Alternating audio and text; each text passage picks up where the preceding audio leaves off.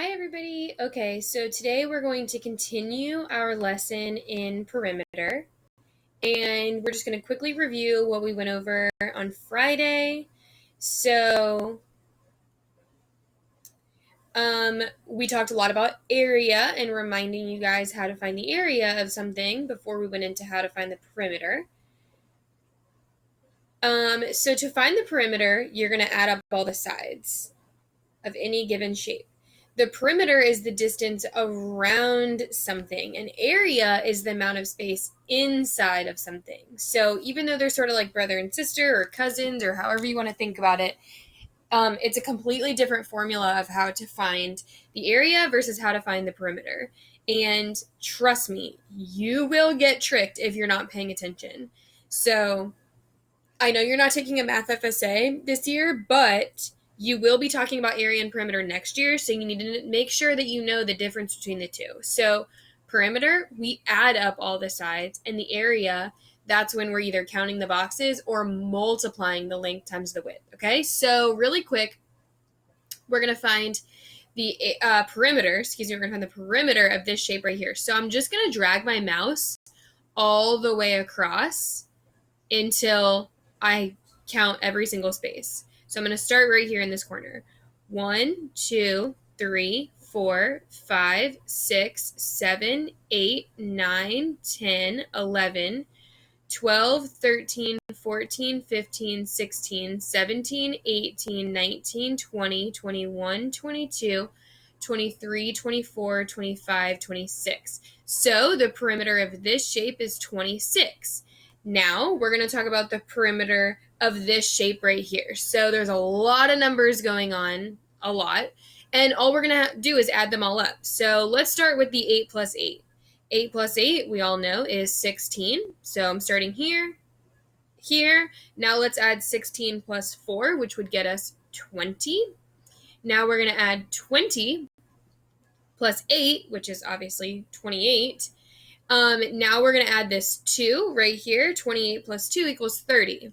Now we have to add this 6. So 30 plus 6 obviously is 36. Now I'm going to add this other 2. 36 plus 6. 36 plus 2 is 38. And then 38 plus 6 is going to get us 44. All right, so then that would be the area of this shape. I keep saying area. This would be the perimeter of this shape right here. That would be the perimeter. All right, moving on. So we have a solve and share. And what I'm going to do is I'm just going to kind of let you guys look at it, think about it, and then we're actually going to come back to it. So what is the perimeter of the rectangle? Okay, well, we know that to find the area, we multiply length times the width, which we have enough information to find the area. 5 times 3 is 15. Well, I'm not looking for the area. I'm looking for the perimeter. And with the perimeter, we have to add up all the sides. Well, I only have 2 sides. Or do I? Think about what you know about rectangles.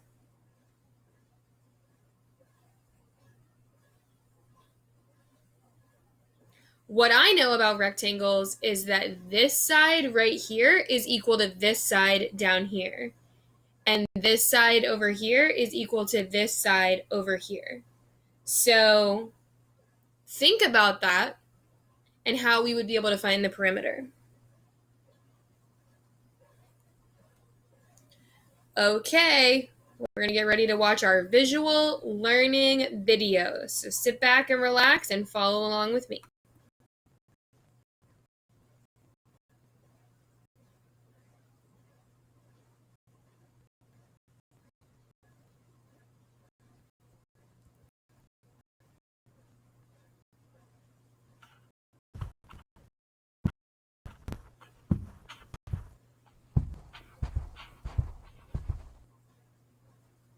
How can you find the perimeter of common shapes? Think about this question during the lesson. Mr. Coe needs to find the perimeter of 2 swimming pool designs. One pool shape is a rectangle and not a square. It has 2 sides labeled with their length. The other pool shape is a square. It has one side labeled with its length. What is the perimeter of each pool? You can use the lengths given to find the missing lengths. Let's find the perimeter of the pool that has a rectangular shape. Where did the new lengths on the rectangle come from? How did we find these new lengths? Well, I already knew that this side was 6, and these two sides are equal, so I can go ahead and put a 6 right here. And same thing for these two sides. All I really need to know is one of the sides, and I'll know the other. The shape is a rectangle, so you know that the opposite sides are the same length as the lengths given. Remember, opposite sides of a rectangle are the same lengths.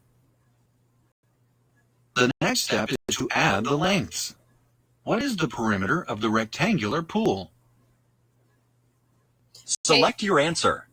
I would add 10 plus 6 plus 10 plus 6. I'm going to go ahead and add 10 plus 10 first because that's easier for me, and 10 plus 10 is 20. And then I'm going to go ahead and add 6 plus 6 and get 12. 20 plus 12 is 32. The perimeter of this swimming pool is 32 meters. Now let's find the perimeter of the pool that has a square shape. Do you need the length of more than one side of a square in order to find the perimeter? Why or why not? No, you actually only need the length of one side of the square because all sides of a square are equal. So if I know that one side is 9, I know that every other side is 9. No, since all sides of a square are the same length, you need the length of only one side. Remember, all 4 sides of a square are the same length. Add the lengths of the 4 sides. So I can add 9 plus 9 plus 9 plus 9, or I can multiply 9 times 4, and I would get the same answer, and that's 36. The perimeter of this swimming pool is 36 meters. You can find the perimeter of common shapes by adding the lengths of the sides. Opposite sides of a rectangle are the same lengths. All 4 sides of a square are the same length. Okay, so I just wanted to remind you guys that you can only do this with common shapes like rectangles, squares, and some triangles that are called equilateral triangles. Equilateral meaning all 3 sides of the triangle are the same. You can't just do this for every single shape. But let's practice. All right, so right here I have a shape. I only have 2 sides. I have a 9 and I have a 5. Okay, well, remember, opposite sides are the same length. So I know that this side down here would be 9 and this side over here would be 5. So now to find the perimeter, I'm just going to add them together. So first, because it's easier for me, I'm going to add 5 plus 5 because that's 10. That's an easy number to work with. Then I'm going to add 9 plus 9. And when I add 9 plus 9, I get 18. 18 plus 10 is 28. And this is measured in meters. So the perimeter of this shape would be 28 meters.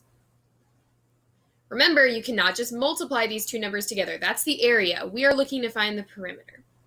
All right, so here's another rectangle. And again, opposite sides are the same length. So what I'm going to do is I know that this side is 8, so this side over here is 8. So let's go ahead and add those two together, and we're going to get 16. Now, I know that this side is 4, so this side right here is 4. So I'm going to add those two together and get 8. 16 plus 8 is 24. So the perimeter of this shape is 24 feet.